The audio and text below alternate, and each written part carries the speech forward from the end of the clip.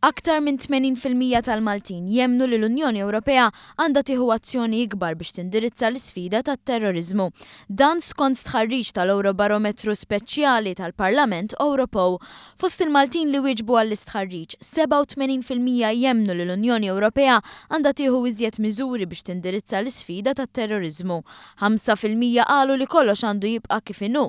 5% oħra tal-Maltin qalu li l-Unjoni Ewropea għandha tnaqqas l-involviment tagħha u 3% ma jafux.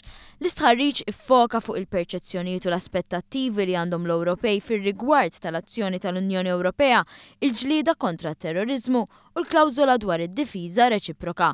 L-Ewropej jħossu li l-ħidma tal-Unjoni Ewropea foqsma li huma ta' tħassib mhijiex biżżejjed tant li jesprimaw ix-xewqa li l-Unjoni Ewropea tkun iżjed preżenti minn qatt qabel. 3 miżuri li l-Ewropej jemmnu li huma l-aktar urġenti biex ikun miġġieled it-terrorizmu huma l-ġlieda kontra l-finanzjar tal-gruppi terroristiċi, il-ġlieda kontra l-kawżi tat-terrorizmu u radikalizzazzjoni u l-kontroll imsaħħaħ tal-frontieri esterni. Dwar il-migrazzjoni, 87% tal-Maltin qalu li l-Unjoni Ewropea trid tieħu iżjed azzjoni.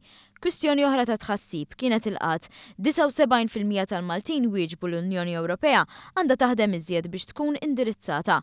12% qalu li l-ħidma li qed issir hija biżżejjed u 3% qalu li l-Unjoni Ewropea għandha tkun inqas preżenti f'dan il-qasam.